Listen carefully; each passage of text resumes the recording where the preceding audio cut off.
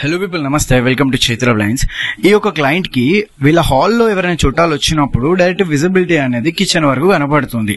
అది కనపడకుండా కవర్ చేయాలని అన్నారు. సో వాళ్ళు ఏమన్నారంటే ఏదైనా హనీకోంబ్ ఇచ్చేసేయండి కదా అన్నారు. మనం ఏం చెప్పామంటే హనీకోంబ్ వద్దు సార్, దానికి వచ్చే ఫ్రేమ్ కింద మీకు నడిచేటప్పుడు తాకుతుందని.